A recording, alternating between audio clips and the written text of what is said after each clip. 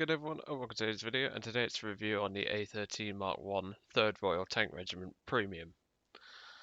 Now, technically I should have done this several months ago, but I've just completely forgotten to get around to it, and obviously having no actual usable gameplay that I could show in the background, I couldn't just do a review on the tank, say it was good, say you should buy it, and then just leave it at that. So I had to go out hunting for a bit of footage. Took me about an hour and a half, which, oh my god, the teams are terrible. But I did encounter a guy who I've had recent problems with named Feek, F or capital F, two capital I's, and then a capital K. In fact, I'll just show you his stats. It's just easier if I do that. And you can see level 100, and just look at this. He plays nothing but low tier. He was in his Panzer II again. The reason why I say again is because I saw him in the M1340 Series 2 whilst I was trying to grab some footage for that.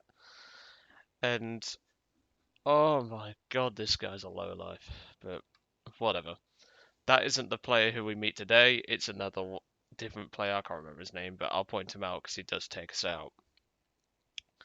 So the A13 Mk-1 is obviously a British cruiser tank. The cruiser tanks were meant to essentially be like the BT tanks, really. They were meant to be fast, they were meant to be lightly armored, and they were meant to just push all areas of the enemy lines that weren't as heavily defended and things like that. Obviously, the A13 could be taken out from anything from an autocannon to a light anti-tank round, so you're not going to be surviving hits in this thing. The turret is an easy shot, and not only that, that's where 3 of the 4 crew members sit.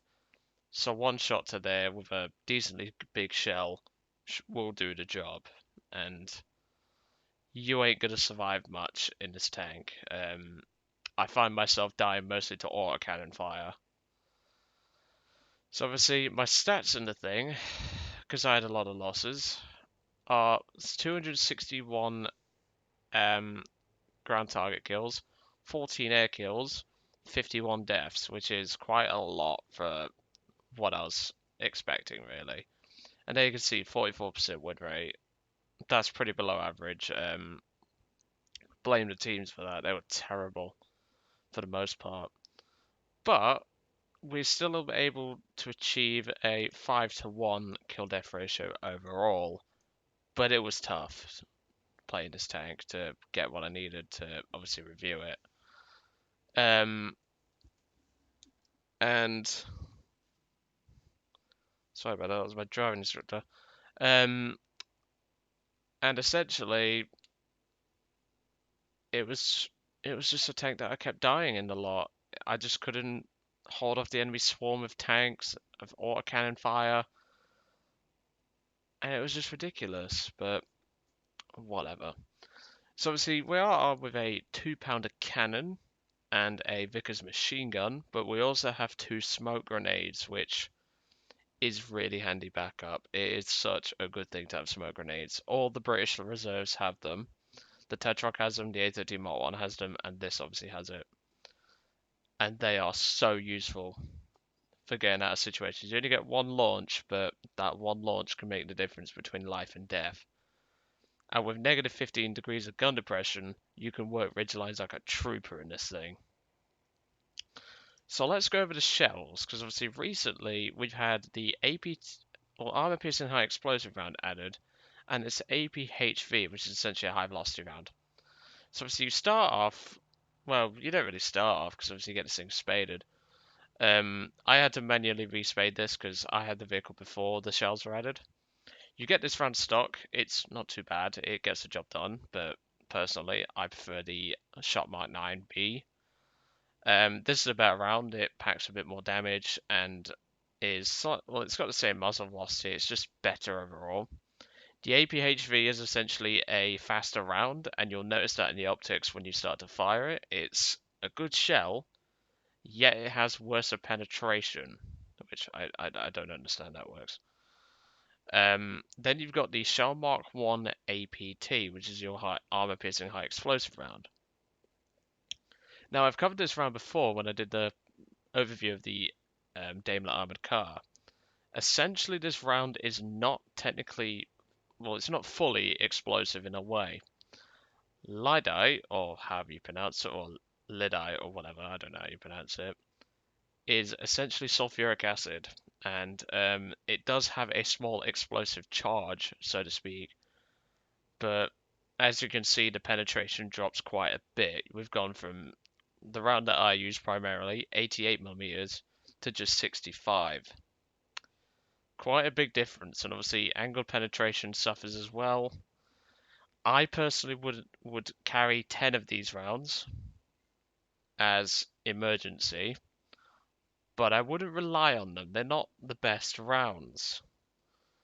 So just go with what you prefer when it comes to rounds like this.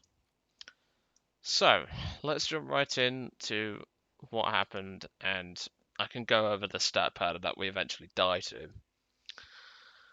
I've been seeing an awful lot of them lately, and I don't get what they accomplish because, well, as you saw, I showed Feig, and oh my god. When I first met him in a game, I was so disgusted by his stats, but you ain't seen nothing yet. Trust me. You're about to meet a player. Obviously, we died to him because I got caught off guard. You're going to meet a player this game who is the saddest bastard I've ever met. Let's just say that. So straight away, A13 jumps to life. This thing loves to go at top speed. You'll notice that straight away. It loves to go at high speed. It does have very problematic steering. The steering is questionable at best.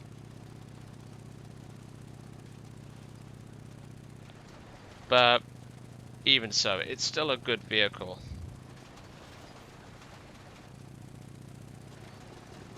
So obviously we're on the move here. We're moving towards the sea point. And, well, you have to play this thing rather differently.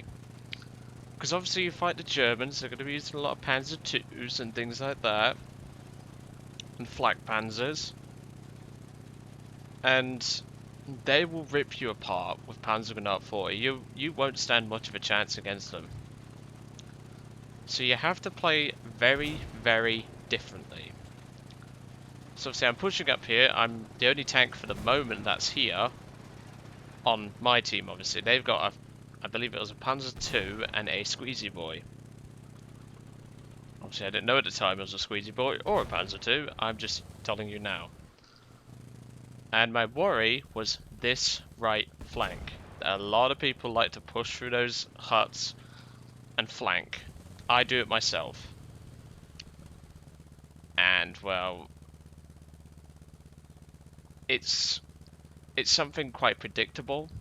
So if you're on Kuban, which is what we're on today, and you are on this side or the other side, do watch that corner, or do watch those huts, because people do tend to flank.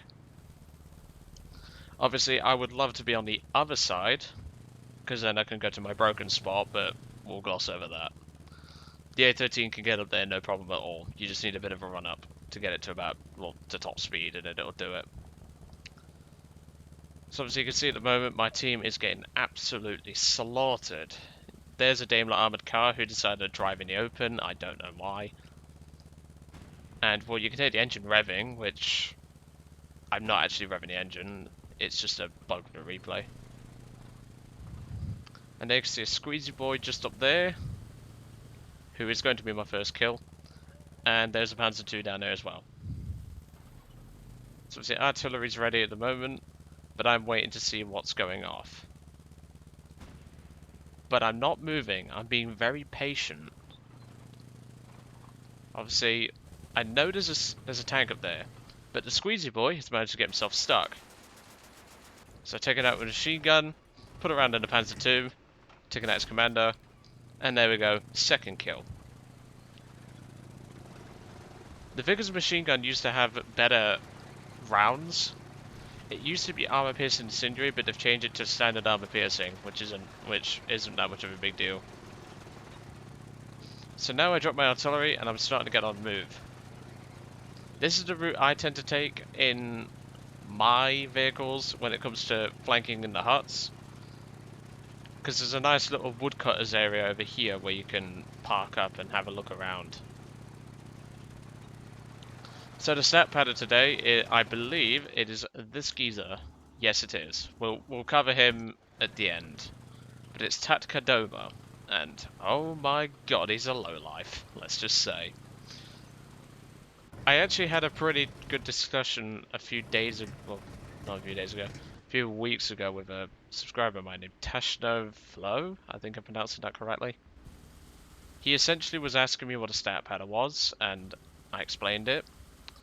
And he was saying, like, what if they're grinding? And, well, mate, half the time they're not grinding, I can assure you that. You'll see Tatkadoma's stats, and you will know he is not grinding. So there's a Hangar 111 that's just coming to provide some air support. Obviously, C's being captured.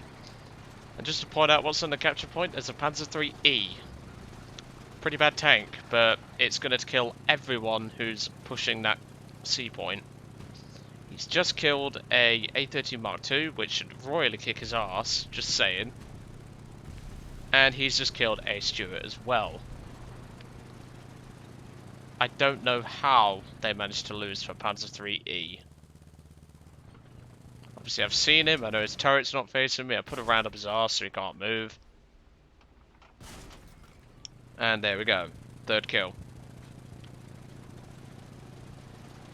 Obviously now, I know we're going to lose this battle. I just know it. There's nothing I can do to save this team. So I'm not sitting on the capture point when I don't need to. I'm moving on. Some may judge me for that decision, but I'm not bothered, because at the end of the day I'd have probably died from the enemy planes that were coming in. And not only that, if there was any additional tanks, which I don't think there was, but at the time obviously I was thinking more logically, because this is Gaijin, tanks appear out of nowhere apparently. That's the sort of thing I like to be considerate of. So at this point I've spotted this M1340 Series 1, didn't actually know it was a Series 1 at the time. So I move into position where he cannot see me, and I start swinging the turret round. He has no idea I'm here. So he just drives right on by. And here's a little tip for taking out M1340s when you've got the side of them. Driver first, and then gunner loader, in that order. If you've got the side of them, if they're facing the front of you, aim just above the driver's hatch to the right, and that will take out the driver and the gunner. If you have a big enough round, mind you. Panzer II, the radio eats that one, don't know how, but the second one goes right through, ace in a day. And, well, we're going to be obviously covering the A point, we're watching the C point. The C point's now being captured. But at this point, I'm thinking I hear a tank, so I actually shut off my music in the game, obviously. Because I had music on my Spotify, and I heard what sounded like tracks. I had good reason to believe, because there is actually a Flak Panzer Gepard driving up the road, and he's about to come up here to say hi. However, I knew he was coming because I heard him. Obviously, I'm listening out. I can hear planes, but at the same time, I can hear tracks. And I'm thinking, well, I know for a fact I'm the only friendly over here. And this is where I hear his engine. He knows I'm here, but I put a shot right through the transmission. And right there through the driver. He's only got 2 crew. 6th kill. Let's just say I'm glad I shut my Pendulum off, because that's a music group that I listen to. Pendulum, it's very nice. So I spot this Flak Panzer, and I thought, yeah, the Vickers has got enough punch. Answer, it doesn't. So I have to do it manually with a 2-pounder, 7th kill. But I do take a couple of shots at this biplane, but I don't get the kill. He does crash, but I don't get the kill. Don't get why. Would have been nice. But we're actually going to get to kill Tatka Doma. But he's still a stat padding bastard because, well, he doesn't spade, he doesn't do anything, he just spends his days in low tiers, padding his stats. I swear, him and Feek must be retarded cousins. I made that joke a lot. But there you can see Tatka Doma. Obviously, I didn't know it was him at the time. I didn't know it was a stat padder. I'd never even seen him before. They've just destroyed a B1 Biz. I damaged the Panzer II's track. I MG'd a Flak Panzer after a couple of rounds. And that's my 8th and final kill for the game. So, pretty good result, but obviously we are going to die to Tatka Doma. He is going to come back in a Panzer 35, I think it is, or Panzer 38, the exact bloody same. Panzer 38 TA, that's the one. They're basically all the bloody same, so... He calls in artillery on us. Obviously, I didn't know it was him at the time. So, obviously I've moved back to a more comfortable position for this tank. Like I said, didn't know it was him at the time, but he is going to kill us because I make... Well, not only do I get caught off guard, I make a bit of a mistake, which I'm more than happy to point out my mistakes. I hit the fire extinguishers too early, and that gives him time to reload and get a shot on us and all that. I don't know how I didn't see him personally, but there you can see he's firing around at us. Obviously I didn't see it because I wasn't looking that way. In a moment I'm going to take a round to the engine. It doesn't destroy the engine, but it sets it on fire. And there you can see I hit the fire extinguishers too early, but even so, he takes us out. Oh, because I don't know why I went to press spacebar then, but obviously I wanted to see where the shell landed. But before we continue and go over the tank, let's show this guy off. Look at this. Pure stat padding. You can just, like, 20,000 kills. 5,000 deaths. That's not even a 4-to-1 kill death ratio. You can stat pads in the M2A4 Stuart, which is the reserve. M13, LVT, A13, like... Jesus Christ. I've already looked before, but this is pathetic. And look, arcade, about as useful as tits on a fish. Planes, about as useful as tits on a fish.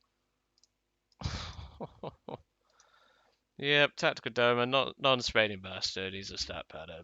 Don't worry about him. He did take us out, but at the end of the day, it was my fault.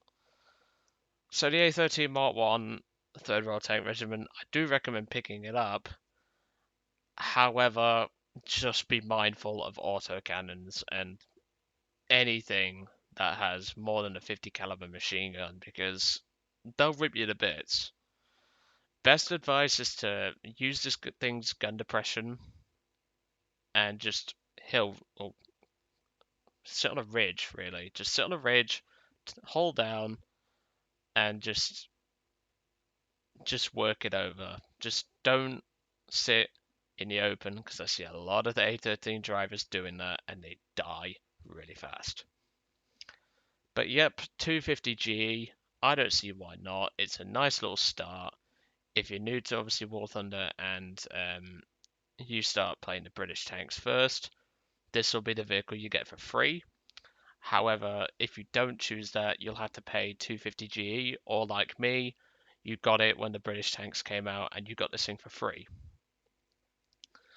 So just bear that in mind. Like I say, it's not armored in the slightest. Its thickest armor is like 14mm. So you're not going to stop much. In fact, you're not going to stop anything. So, but yep, highly recommend the tank. It's a very good tank, but just be mindful. There will be low life stat padders like this guy who will hunt your ass down the second you kill them, or you bomb them or something. Because I have had people come back to get revenge kills when I come back in my planes. But what are guys going to do about set pads like this? Absolutely nothing, because they don't care. This guy's ruining the game for newer players, and I think it's totally pathetic. But hey, I don't make the rules, I don't make the game, so we'll just see how we do. But anyway, I hope you enjoyed today's video on the A13 Mk-1 3rd Royal Tank Regiment. You do get to keep this nice sort of decal here, which is the 3rd Royal Tank Regiment, and you also get this decal once you unlock the tank, or obviously buy the tank and all that. But yep, 250G, I don't see why not. It's a nice little tank. I do like driving the A13, and I'll see you all on the next one.